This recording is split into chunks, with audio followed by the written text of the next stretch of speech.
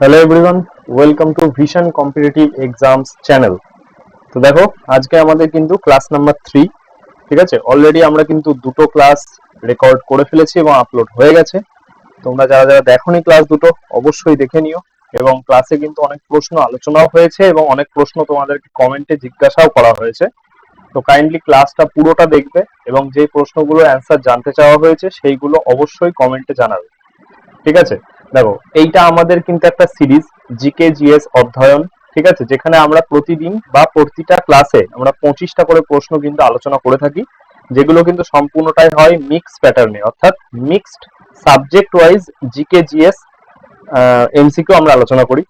যতগুলো পরীক্ষা এখানে মেনশন রয়েছে, যদি তুমি এই পরীক্ষা দাও বা এই পরীক্ষাগুলো যদি তুমি দিচ্ছ বা দেবে, তাহলে কিন্তু তোমার জন্য এই সিরিজটা খুবই গুরুত্বপূর্ণ। তো চলো শুরু করা যাক। তার আগে দেখো, আমাদের কিন্তু ভিশন কম্পিটিটিভ এক্সামস বলে আমাদের একটা অ্যাপ রয়েছে। যারা যারা অ্যাপটা ডাউনলোড করোনি, অবশ্যই প্লে স্টোরে গিয়ে অ্যাপটাকে ডাউনলোড করে নেবে। সেখানে সুবিধা কি, তুমি সেই ক্লাসটাই যাবে, সেই অ্যাপে যাবে, অ্যাপে গিয়ে WBPSC বলে একটা সেকশন দেখবে করা আছে এরকম ভাবে। এই সেকশনটার মধ্যে ঢুকবে, ঢুকলে দেখবে অল ক্লাস পিডিএফ বলে একটা অপশন পাবে তুমি। সেইখানটায় অপশনটা ক্লিক করলে আমাদের এই যে চ্যানেলটা, অর্থাৎ ভিশন কম্পিটিটিভ এক্সামস অথবা ভিশন WBCS, এই দুটো চ্যানেলেরই যত ইউটিউবে ক্লাস করানো হয় সেই ক্লাসগুলোর পিডিএফ কিন্তু তোমরা সম্পূর্ণ বিনামূল্যে ওখান থেকে ডাউনলোড করে নিতে পারবে এবং ফার্দার সেটাকে প্রিন্ট আউট করে তোমরা পড়তে পারবে। তো চলো শুরু করা যাক আজকে ক্লাসটা। প্রথম প্রশ্ন দেখো, দর্জিলুং দর্জিলুং জলবিদ্যুৎ প্রকল্প কোন দেশে অবস্থিত? তোমাদের সামনে অপশনস রয়েছে। রাইট অ্যান্সার হবে কিন্তু ভুটান। এবার আমরা এক্সপ্লানেশন কিছু দেখে নিই। দেখো, ভুটানের 1125 মেগাওয়াট ক্ষমতার দর্জিলুং জলবিদ্যুৎ প্রকল্পের অবকাঠামোগত কাজ সম্প্রতি শুরু হয়েছে। ঠিক আছে, ভারতের টাটা পাওয়ার কোম্পানি লিমিটেড ভুটানের ব্রুক গ্রিন পাওয়ার কর্পোরেশনের সাথে একটা যৌথ উদ্যোগে অংশীদারিত্ব রয়েছে, অর্থাৎ MOU কিন্তু স্বাক্ষর করে কিন্তু এটা করা হয়েছে, যেটা ভারতের সহায়তায়। ঠিক আছে, আচ্ছা, দর্জিলুং হচ্ছে কুড়িচু নদীর তীরে ভুটানের লুয়েনসে এবং মোঙ্গার জেলায় অবস্থিত একটা নদী প্রকল্প।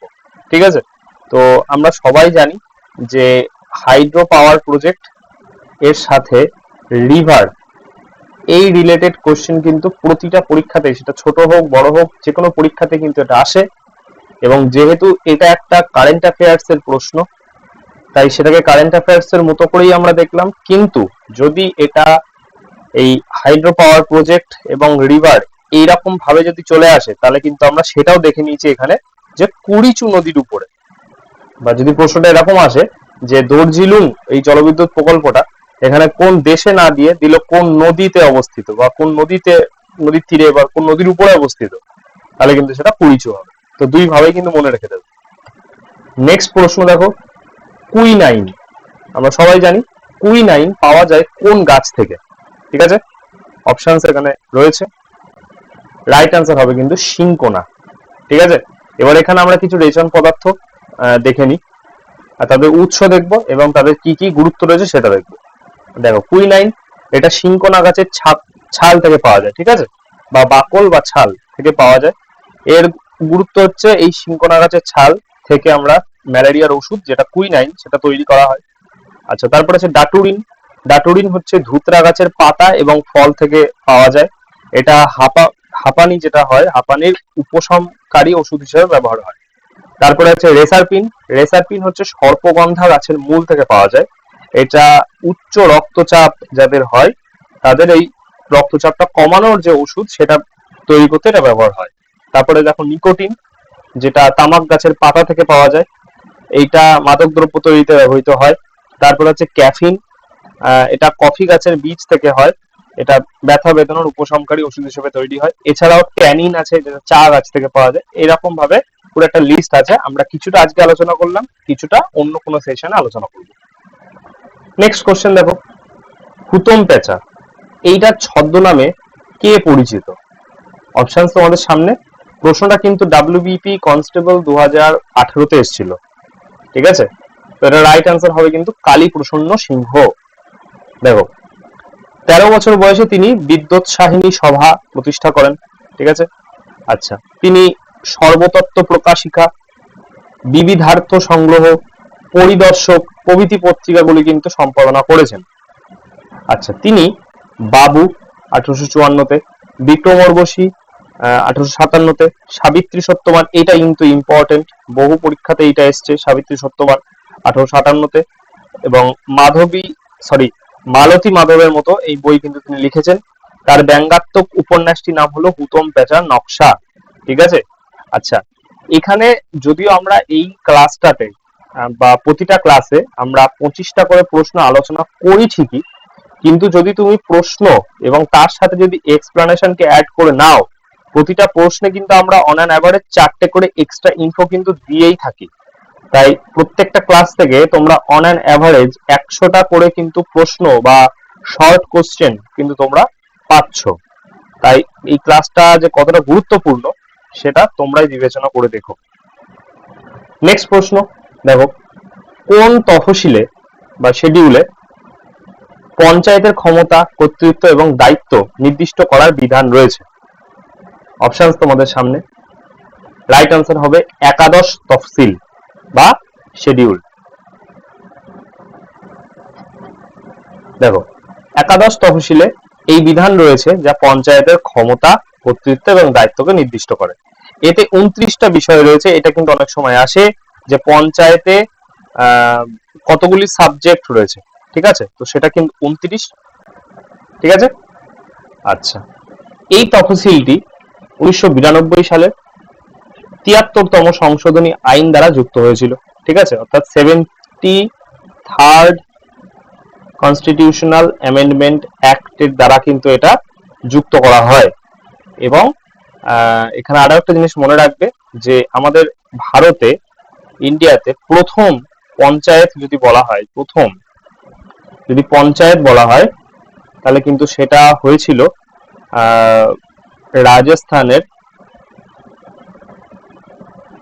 রাজস্থানের নাগড় ডিস্ট্রিক্টে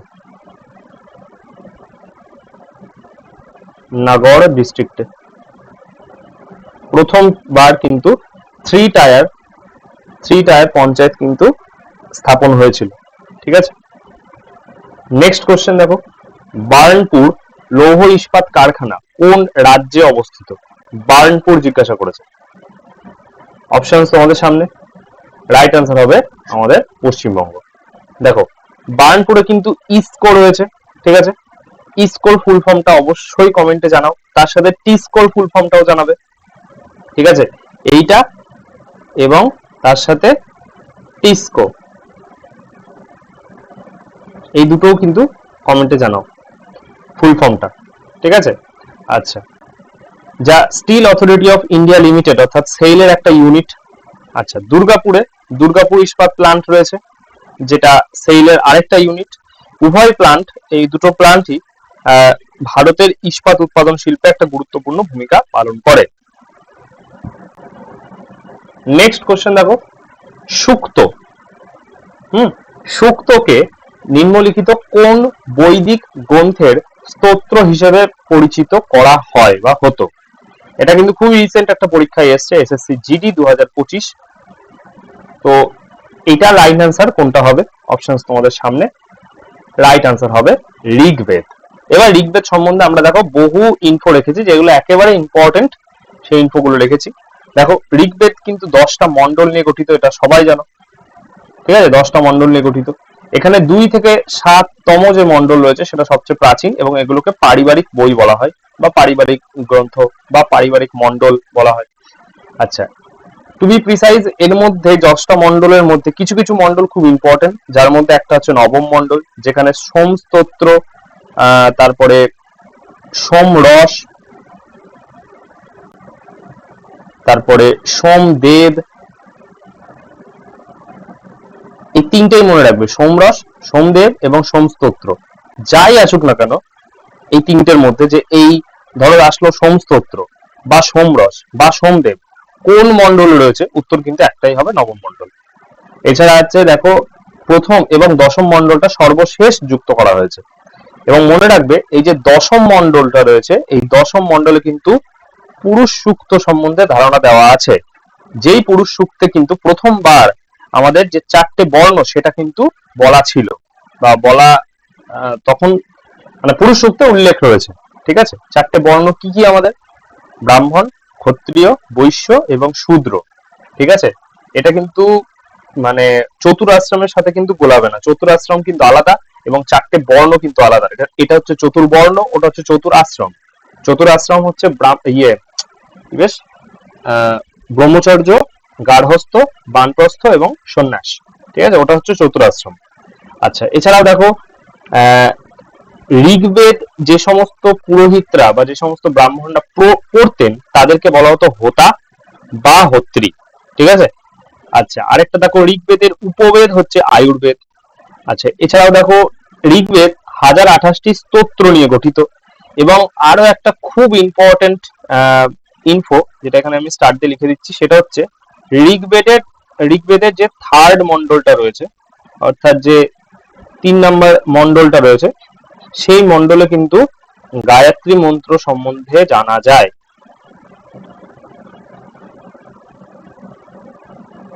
ঠিক আছে, গায়ত্রী মন্ত্র সম্বন্ধে জানা যায়। এটা হচ্ছে সূর্যের যে কিরণের দেবী বা সূর্যের রশ্মির যে দেবী সাবিত্রী, তার উদ্দেশ্যে কিন্তু এই গায়ত্রী মন্ত্র জপ করা হয় বা তার গায়ত্রী মন্ত্র রয়েছে। নেক্সট কোশ্চেন দেখো, কোন রাজ্যে বা কোন রাজ্য ভারতের প্রথম রাজ্য হিসেবে সরকারি কর্মচারীদের জন্য সাবটিকাল ছুটি প্রকল্প, ঠিক আছে, এই প্রকল্পটা চালু করেছে? অপশন তোমাদের সামনে, রাইট অ্যান্সার হবে সিকিম। দেখো, এই প্রকল্পটা 2023 সালের আগস্টে চালু করা হয়েছিল। নিয়মিত কর্মচারীদের জন্য, যাদের কমপক্ষে 5 বছর একটানা চাকরি রয়েছে, তাদের জন্য এটা কার্যকর হবে।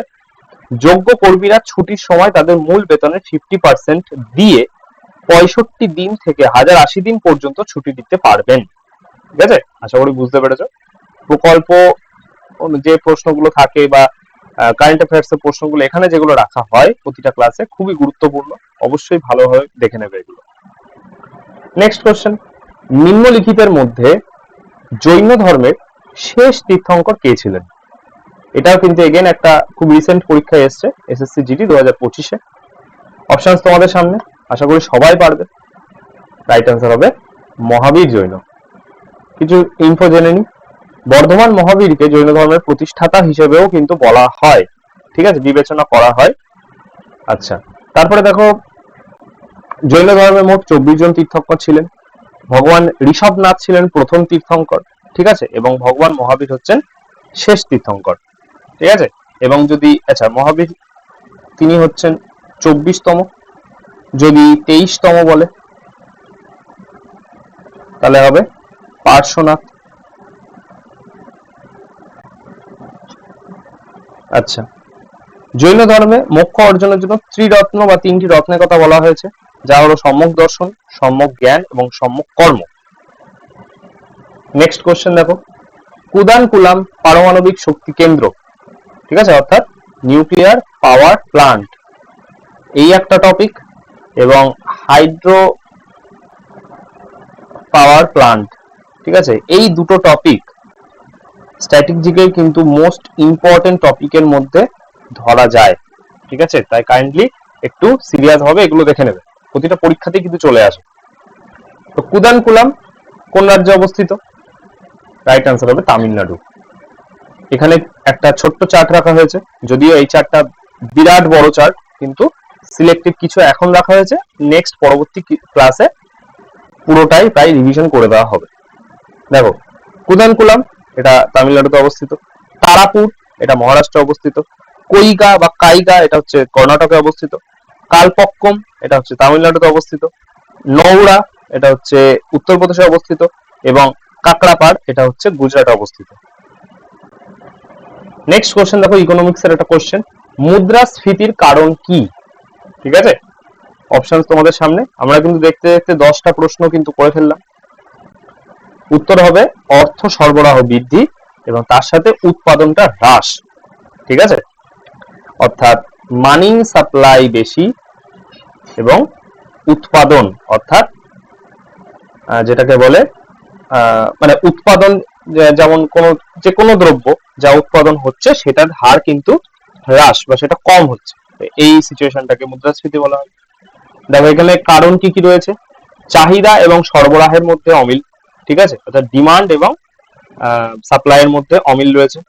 চাহিদা যখন যোগান ছাড়িয়ে যায়, অর্থাৎ চাহিদা বেশি রয়েছে কিন্তু চাহিদা অনেক বেশি রয়েছে, যোগানটা অতটা নেই অথবা তার উল্টো।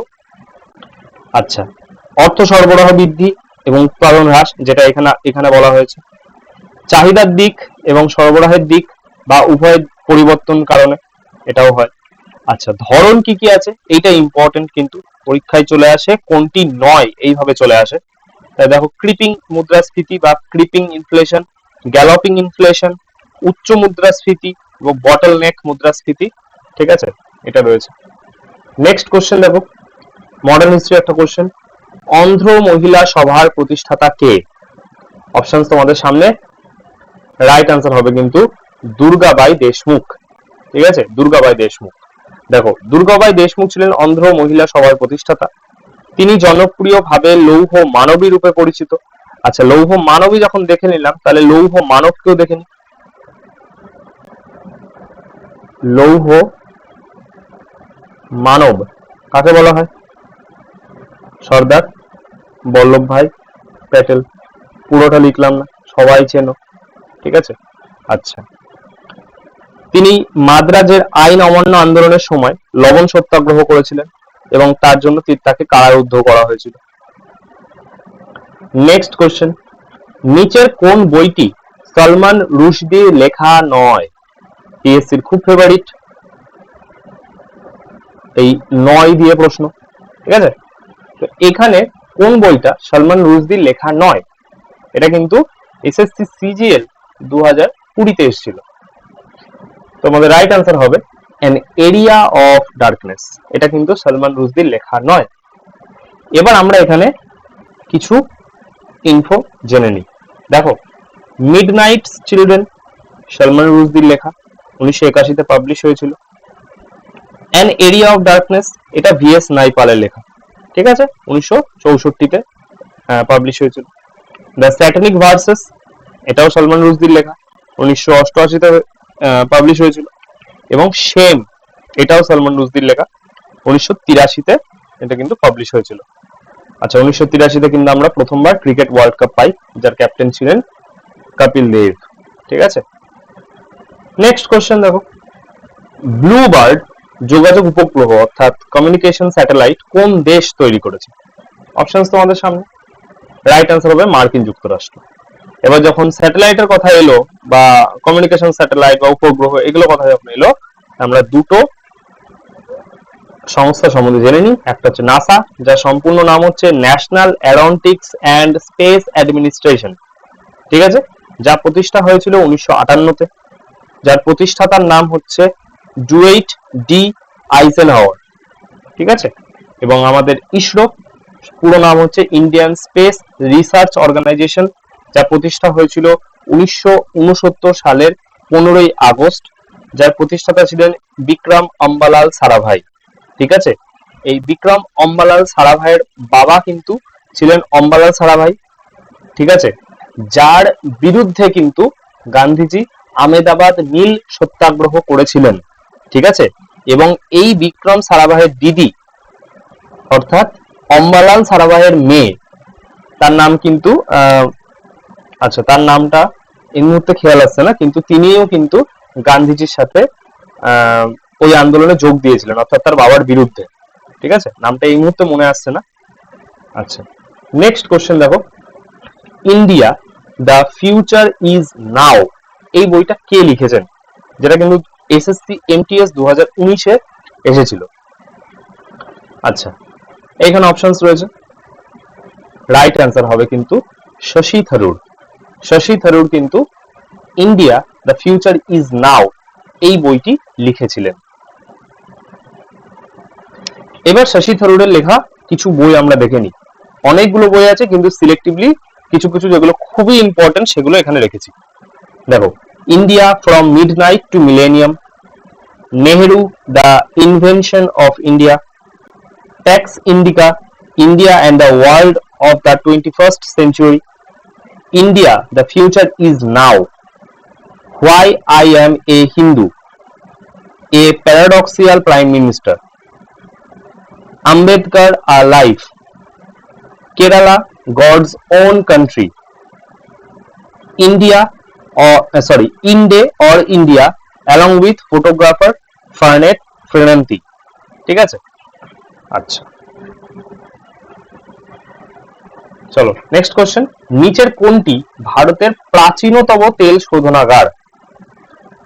অপশনস তোমাদের সামনে, আশা করি এটা পারবে অনেকেই। সেটা হচ্ছে ডিগবয়, আসামে অবস্থিত।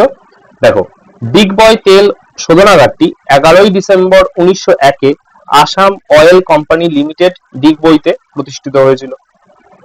এটি এশিয়ার প্রাচীনতম এবং দীর্ঘতম অপারেটিং তেল শোধনাগার। শোধনাগারে অপরিশোধিত তেল থেকে মোম তৈরিরও একটা আলাদা একক রয়েছে। ঐতিহাসিক ডিগবই শোধনাগারকে ভারতীয় হাইড্রোকার্বন সেক্টরের গঙ্গোত্রী বলা হয়। এইটা কিন্তু খুব ইম্পর্টেন্ট, মনে রাখবে, কারণ একটু অফবিট তো ইনফোটা, একটুখানি এই ডাইরেক্ট ইনফো ধরে আসতে পারে যে ভারতীয় হাইড্রোকার্বন সেক্টরের গঙ্গোত্রী কাকে বলা হয়, হয়তো এই অপশনটাই থাকলো। ঠিক আছে, এগুলো একটু মনে রাখবে। নেক্সট কোশ্চেন দেখো, ডিএনএ তে নিম্নলিখিত কোনটি নেই?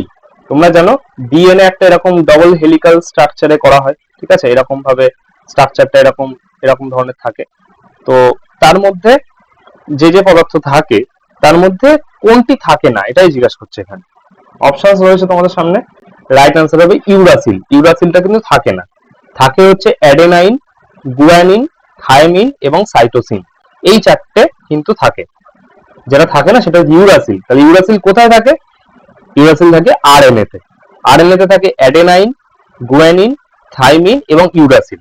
তাহলে আরএনএ আর ডিএনএ এর মধ্যে একমাত্র কিন্তু তফাৎ, ডিএনএ তে সাইটোসিন থাকে, আরএনএ তে ইউরাসিল থাকে। ঠিক আছে, মনে রাখবি কিভাবে? দেখো এখানে আর রয়েছে আর এখানে ইউরাসিল রা রয়েছে বা র রয়েছে, মনে রাখতে পারো এইভাবে। নেক্সট কোশ্চেন, 2011 সালের জনগণনা অনুযায়ী লাক্ষাদ্বীপের কোন দ্বীপে সব থেকে কম জনসংখ্যা রয়েছে? অপশন তোমাদের সামনে। রাইট অ্যান্সার হবে বিত্রা। ঠিক আছে, বিত্রাতে কিন্তু সব থেকে কম জনসংখ্যা রয়েছে। তো এটা 2011 সেন্সাস অনুযায়ী। আচ্ছা, বিত্রার 2011 সেন্সাস অনুযায়ী বিত্রাতে মাত্র 271 জন রয়েছে। এখন অবভিয়াসলি অনেক বেড়েছে বা কমেছে। ঠিক আছে, আচ্ছা, বিত্রা ভৌগোলিকভাবে সবচেয়ে ছোট জনবসতিপূর্ণ দ্বীপ, যার আয়তন মাত্র 0.106 বর্গ কিলোমিটার, মানে 1 কিলোমিটারও নয়। তাহলে কতটা ছোট বুঝতেই পারছো। এখান থেকে একটা ইনফো মনে রাখবে, এটা একটা কারেন্ট অ্যাফেয়ার্স ইনফো, যে বিত্রাতে কিন্তু ইন্ডিয়ান নেভি দ্বারা একটা কিন্তু নাভাল বেস বানানো হয়েছে। এটা খুবই রিসেন্টলি, খুব সম্ভবত জুলাইয়ে এটা কিন্তু তৈরি হয়েছে। এটা নাভাল বেস বানানো হয়েছে বিত্রাতে। ঠিক আছে, আচ্ছা, আর যদি লাক্ষাদ্বীপের ক্যাপিটাল বলি তাহলে সেটা কিন্তু হবে কাভারাত্তি। নেক্সট কোশ্চেন, ধ্রুপদী নৃত্যের রূপ কুচিপুড়ি কোন ভারতীয় রাজ্যের অন্তর্ভুক্ত? অপশন তোমাদের সামনে। রাইট অ্যান্সার হবে অন্ধ্রপ্রদেশ। এবার আমাদের যতগুলো ক্লাসিক্যাল ডান্স রয়েছে তার একটা লিস্ট এখানে রেখেছি, দেখো। তামিলনাড়ু এই রাজ্যে ভারতনাট্যম রয়েছে, উত্তরপ্রদেশে রয়েছে কত্থক, অন্ধ্রপ্রদেশে রয়েছে কুচিপুড়ি, ওড়িশাতে রয়েছে ওডিসি, কেরালাতে রয়েছে কথাকলি, আসামে রয়েছে সত্তারিয়া, এখানে কেরালাতে আরো একটা রয়েছে মোহিনীঅট্টম এবং মণিপুরে রয়েছে মণিপুরি। ঠিক আছে, আচ্ছা, এখানে কটা রয়েছে? 1 2 3 4 5 6 7 8। ঠিক আছে, 8টা রয়েছে কিন্তু, তাহলে টোটাল 8টা ক্লাসিক্যাল ডান্স। ঠিক আছে, নেক্সট কোশ্চেন দেখো, হরপ্পা সভ্যতায় নিচের কোন ধাতুটি বর্তমানে রাজস্থান এবং ওমান থেকে পাওয়া গিয়েছিল? মানে ওরা এখানে বলতে চেয়েছে যে হরপ্পা সভ্যতায় এই দুটো স্থান থেকে কোন ধাতুটা আমদানি করা হতো বা পাওয়া যেত। অপশন তোমাদের সামনে। পরীক্ষাটা কিন্তু এসএসসি জিডি 2023-এ এসেছিল এই কোশ্চেনটা। এটা রাইট অ্যান্সার হবে তামা।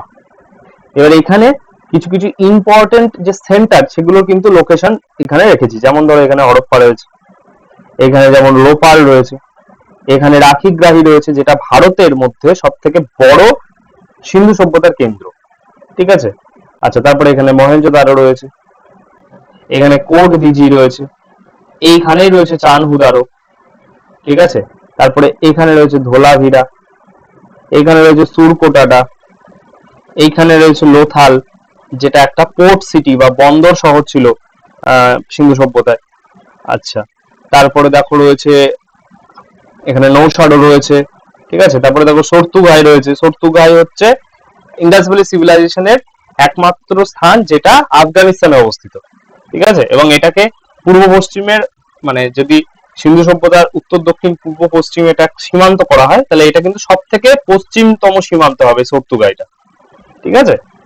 তো এইখানে, আচ্ছা, আর এখানে রয়েছে সুক্তা জেন্দার রয়েছে, এরকম ব্যাপার। চলো নেক্সট কোশ্চেন।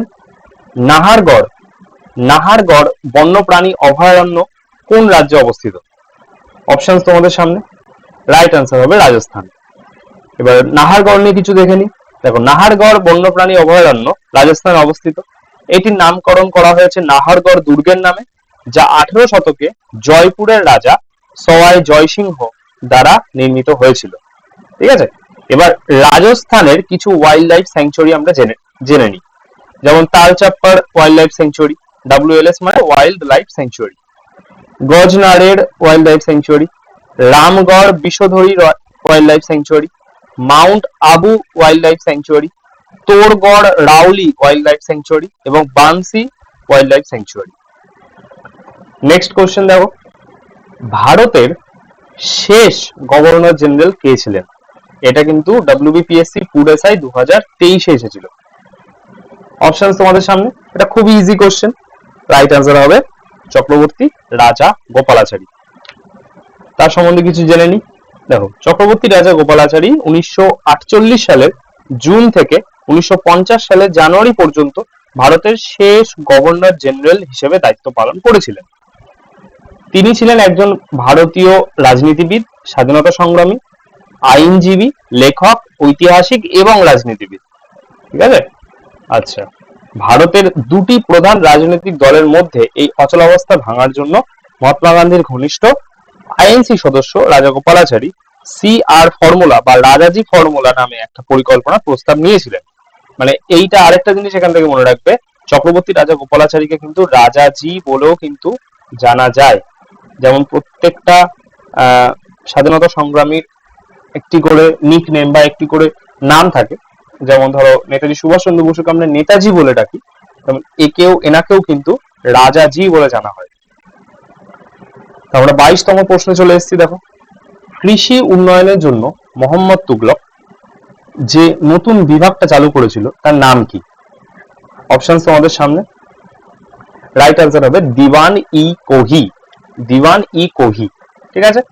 আচ্ছা, মোহাম্মদ বিন তুগলক তার রাজ্যে কৃষি উন্নয়নের জন্য দিওয়ান ই কোহি প্রতিষ্ঠা করেছিল। এই বিভাগটিকে সেচ ব্যবস্থার উন্নতি এবং কৃষি উৎপাদনশীলতার বৃদ্ধির জন্য আবাদযোগ্য জমি পুনরুদ্ধারের দায়িত্ব দেওয়া হয়েছিল। ঠিক আছে। মোহাম্মদ বিন তুগলক কৃষকদের বীজ, সরঞ্জাম এবং অন্যান্য কৃষি প্রয়োজনীয় জিনিসপত্রের জন্য রাজকোষ থেকে তহবিল বরাদ্দ করেছিলেন। আর একটা জিনিস মনে রাখবে, এই যে মোহাম্মদ বিন তুগলক, তার সময়কালে কিন্তু ভারতে এসেছিলেন ইবন বতুতা। ইবন বতুতা কোন দেশ থেকে?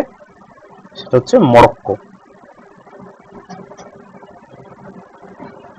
নেক্সট কোশ্চেন, বৈদ্যুতিক প্রবাহ শনাক্ত করার জন্য কোন যন্ত্রটা ব্যবহার করা হয়? অপশন তোমাদের সামনে। রাইট আনসার হবে গ্যালভানোমিটার। ঠিক আছে। আচ্ছা, এখানে গ্যালভানোমিটার বাদে টিউব টেস্টার, অল্টিমিটার, ফ্যাথোমিটার রয়েছে। যার মধ্যে অল্টিমিটার হচ্ছে কোনো বস্তু উচ্চতা পরিমাপ করতে ব্যবহার করা হয়। ঠিক আছে। অল্টি, এখান থেকেই বুঝতে পারছি অল্টি এই কথাটা এসছে এখান থেকে, অল্টিটিউড, আর অল্টিটিউড মানে হচ্ছে উচ্চতা। তো সেখান থেকে বুঝতে পারছো যে বস্তুর উচ্চতা এটা করতে অল্টিমিটার ব্যবহার করা হয়। টিউব টেস্টার, এটা ভ্যাকিউম টিউবের বৈশিষ্ট্য পরীক্ষা করতে ব্যবহার করা হয়। আচ্ছা, ফ্যাথোমিটার, এটা জলের গভীরতা পরিমাপ করতে ব্যবহার করা হয়। নেক্সট কোশ্চেন, দাবায় প্রথম মহিলা ভারতীয় গ্র্যান্ডমাস্টার কে? অপশন তোমাদের সামনে, রাইট আনসার হবে কিন্তু এস বিজয়লক্ষ্মী, এস বিজয়লক্ষ্মী। ঠিক আছে, তো আন্তর্জাতিক মাস্টার এবং মহিলা গ্র্যান্ড মাস্টার ফিড এ খেতাব তিনি পেয়েছিলেন, তিনি ভারতের প্রথম মহিলা খেলোয়াড়। এছাড়াও তিনি 6 বার জাতীয় শিরোপা পেয়েছেন, এশিয়ান জোন চ্যাম্পিয়ন হয়েছেন, কমনওয়েলথ চ্যাম্পিয়ন হয়েছেন, অলিম্পিয়াডে 2 বার রৌপ্য পদক পেয়েছেন। তিনি 2001 সালে ভারত সরকার থেকে অর্জুন পুরস্কারও পেয়েছেন। নেক্সট কোশ্চেন এবং আমাদের লাস্ট কোশ্চেন, 2025 সালের 43তম লোকমান্য তিলক জাতীয় পুরস্কার কাকে দেওয়া হয়েছে বা কাকে সম্মানিত করা হয়েছে? খুব খুব খুব ইম্পর্টেন্ট একটা প্রশ্ন, এবং যাকে দেওয়া হয়েছে তিনিও খুব ইম্পর্টেন্ট একজন পার্সোনালিটি। অপশনস তোমাদের সামনে, রাইট অ্যান্সার হবে নিতিন গডকরি। ঠিক আছে, তো তোমরা কমেন্ট করে জানাও তিনি বর্তমানে কোন মিনিস্ট্রি থেকে বিলং করেন। দেখো, 1983 সালে তিলক স্মারক মন্দির ট্রাস্ট কর্তৃক এই পুরস্কারটি প্রবর্তিত করা হয়েছিল। প্রতি বছর 1 আগস্ট লোকমান্য তিলকের মৃত্যুবার্ষিকীতে এটি প্রদান করা হয়। লোকমান্য তিলক কবে মারা যাচ্ছেন সেটা হচ্ছে 1920 সালে। ঠিক আছে, আচ্ছা, এই পুরস্কারটি জাতির অগ্রগতি এবং উন্নয়নে অসাধারণ অবদানকারী ব্যক্তিদেরকে সম্মান জানায়।